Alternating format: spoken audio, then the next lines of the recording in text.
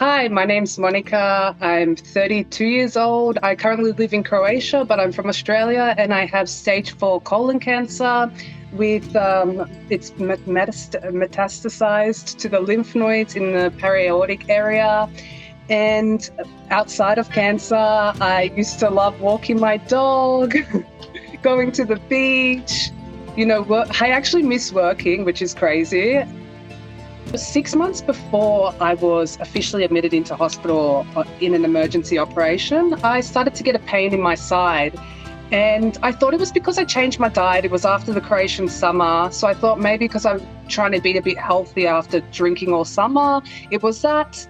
And, it was just like gut health. And then it went away after a couple of days. And then a month later, it came back. And I was like, okay, maybe it's something else again. I'm always stressed. Like, I'm a highly strung person. Croatia's mellowed me out a little bit, though. And then the third time, I was like, okay, this is like really annoying. And this was around, I'd say, September, October last year. And I went to my general general practitioner, and she asked me to go get ultrasound on my organs around my stomach because that's where the pain was. And she told me to go to the gynecologist, just to rule that out. And I hadn't been to the gynecologist in a while. So we did all of that. We did x-rays, tests. Everything was great. Like, the gynecologist said my ovaries were amazing. I could have kids tomorrow if I wanted and all of that.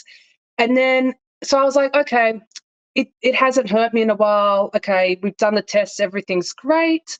And the doctor said, okay, maybe it's just IBS, because they love to tell women that it's always IBS and nothing else. And then I went, and then in January, my stomach swelled completely. And I literally couldn't stand and stuff. And I was like lying in my bed, and it was really funny. My friend from down the road called me, and she's like, oh, I'm sick of you complaining about your stomach. I'm driving you to the hospital. This is enough's enough. And then, yeah, we got to the hospital. It was really funny in the hospital, like 50,000 times. The surgeon was like, are you pregnant? And I was like, mate, you're literally pushing so hard on my stomach. If I was pregnant, the baby is probably struggling right now. And then, yeah, they came out, they did an x-ray, and they said, look, we see something on the scan. We need to put you through a CT. It might be a tumor or something. Went through the CT. Next thing you know, they come out, you've got a tumor. We need to operate on you right now. It's blocking your intestines. You can't, I couldn't take in food. Like, that's why my stomach was swollen, because the tumor expanded. And what they discovered on that scan was that the tumor was covering 90% of the circumference. So obviously there's only like 10% room for food to get through.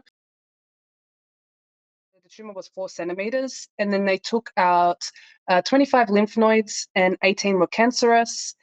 And then there was one left behind that was in the paraortic area, which I read that apparently with colon cancer, it only goes to the paraortic in 1 to 2% of people. But I only found this on like an old study from 20 years ago. But anyway, and so there was one lymph node left over. So we had my operation, waited 2 months, and then we went for a PET scan because CT is great, but we wanted to do a PET scan to make sure it had not gone anywhere else. And it showed it in 3 lymph nodes, and it showed them swollen AF, like they were like 3 centimeters big. Then I started chemo straight away, like we couldn't wait. And I did 4 rounds of chemo, did a scan, and the chemo was the FOLFIRI. And after the 4th chemo, we did a test, and it showed all the lymph nodes had gone all the way down, which kind of made me think like maybe they were so swollen because my body was fighting the cancer. It wasn't necessarily cancer. And so I did the 4 chemos, and then I did 2 more after the scan. And then I was scheduled in 2 weeks ago, roughly, to have my big operation to take out the lymph nodes that were cancerous. And I got a stoma as well. I'm sure you know about those, yeah. And I was meant to have an operation, and then I got COVID in the hospital. So the operation got canned for 4 weeks. I know. And we begged, like literally, I drove all the way to Zagreb 4 hours to beg this surgeon to do my operation. And then, yeah, and then that happened. They're going to prescribe me 6 more rounds of chemotherapy as a minimum. I was telling everyone that it was benign. And the crazy thing is, it really pisses me off because I reckon when the surgeon took it out, he knew it was cancer, and he let me tell everyone for like a month it was benign. And it was mad. Like here, everyone found out before us. Like there's no secrecy in this country. Like people found out about my family in the village found out before me. And like it was really sad. I'm sorry, I don't mean to cry. But like it was, I don't know, like I'm not that sad. I think I was just like happens. Like so much happens to us millennials that I'm just like used to it by now. And then when I got cancer, I was just like, what can I like? What is it to be sad about? Like I like cried for like 2 seconds, but then I was like, at least I got caught now, like while I'm young, fit and healthy and can fight this. Like I was in hospital just now with a lady. She was 62 and she went from 55 kilos to 35 kilos from cancer, like from chemo. And so like I'm at an age where I can fight it. Okay, it's not what I'd like to be doing. I'd rather be finding a husband or, having kids. um, but like, what can I do? Like, how can I be sad? I mean, oh, I don't know. Like it is. I know. I think I know deep down inside that the hard bit is going to be once I'm in remission and living with the knowledge that I will fear every day that it'll come back. As soon as I got diagnosed, I decided to open up my TikTok and start filming about it and telling people about my experience because, like, obviously, I don't mind talking.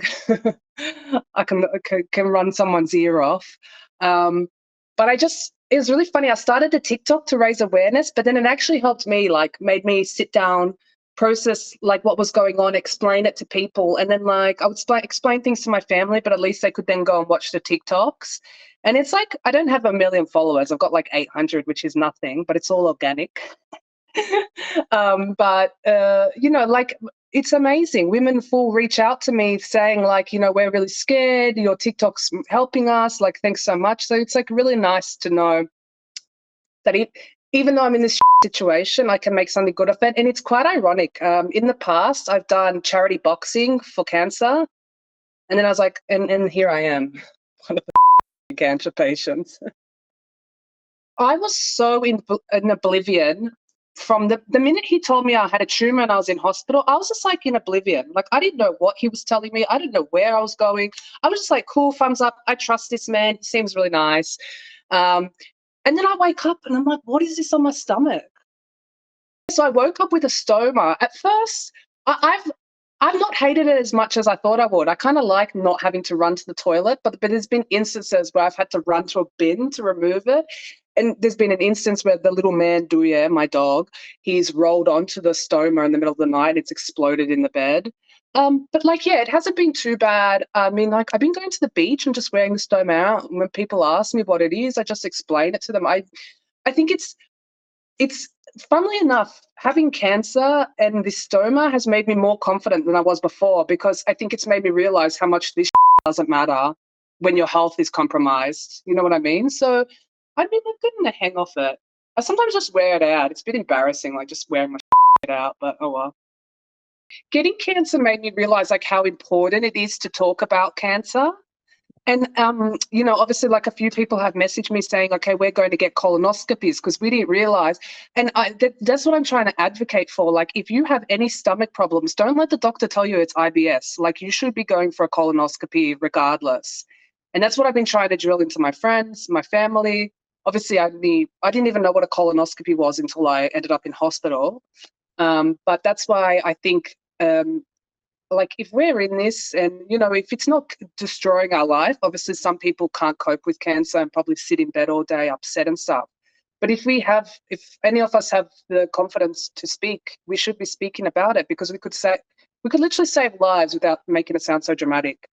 With chemo, so I had to go in for 2 days because it's full fury. Like they put you on the infusion and then another infusion and all of this. I think you can take it home. I ended up getting the stoma, the port installed.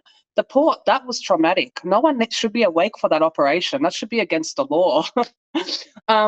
But yeah, chemo is not nice. I think I was fit and healthy before this. I lifted weights, I trained. I didn't eat so good, but I still exercise a lot, walk the dog like a couple of hours a day. So it's not like I'm a like, I just don't sit on the, I'm not an office person. I used to be an office person, but now I live a very active lifestyle. And so it was hard, like going into chemo, knowing that chemo is killing your body, but you know, it's for a good cause. The first 2 rounds were great. Sorry, the first round was great. I actually fasted for my chemo. I fasted one day before and I tried to do one day after. It got harder. Unfortunately, after chemo 2, my digestive system shut down and I tried to eat food and it literally closed the whole system. I was rushed to hospital, put on a drip with painkillers. I was fasting for them, but by the 4th one, I had to stop fasting. I was too sick. Like on the 4th one, I was vomiting every hour, vomiting out the water. So I just thought I'd eat. But there is really good studies on fasting during chemo. And like I saw it on another lady on TikTok, she talks about it. So I think it's, yeah, look, chemo is just because it's chemo. My symptoms have not been too bad compared to other people. I started to lose my hair. I lost maybe half of it, but it's still kind of there. That's definitely been the hardest bit about cancer. I used to have really nice hair, really nice thick brunette hair, and I had, you know, the Dyson, the air wrapped, and knew how to use it, all the tricks of the trade. And you know, like if I'm being honest, like when I was in school, I was bullied heavily about my appearance. Like I was a bit bigger and stuff like that. And so I think like learning to do my hair, it really became like a part of me. So it was really hard.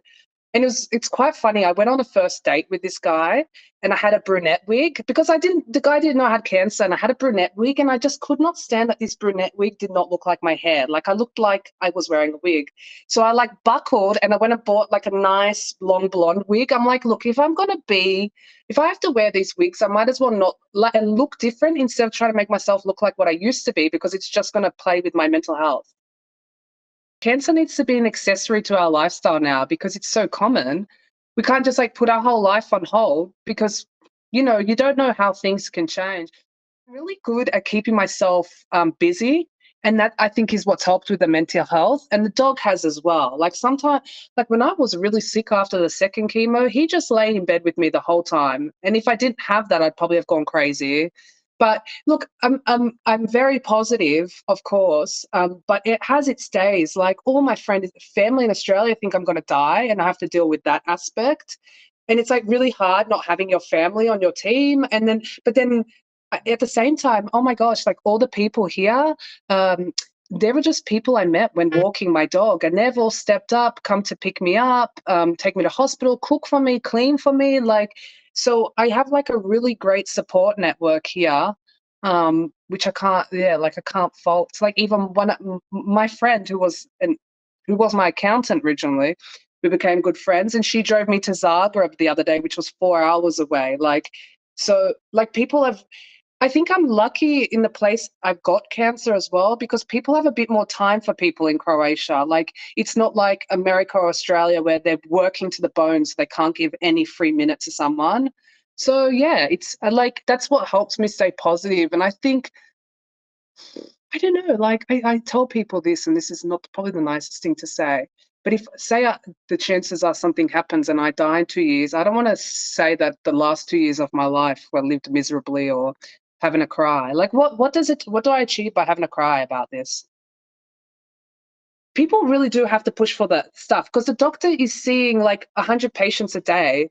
They don't know the ins and outs of your working. They can't remember like they don't know the 24 hours of your day and how you felt. So if you feel like something is wrong, you've got to keep pushing. It's really not the doctor's responsibility because, I mean, they see everyone. So how can they really, really understand your pain? And I think, obviously, this is just like a bit whatever, but if you have the option to go private for this stuff, and you know it's going to take too long to go through the public system, I would highly recommend. Like the money, okay, it's a lot. It depends where you are. It wasn't so expensive. I did the colonoscopy here for about 300 euros or something, but it's so worth it. Like I think people just yeah, I think people need to understand that younger people are getting cancer and that weird pains in our bodies are not just weird pains, that they could lead to something else. If you've got a pain in your body, go make sure you advocate for yourself and just like people got to realize, like, cancer's not a death sentence. These statistics they present to us are just statistics. They're not, the statistics aren't based on age, based on circumstance, based on how much healthcare someone can afford, based on, all of that stuff. So you've got to put aside all these percentages people are throwing at to you and just say, you're going to do everything to fight this.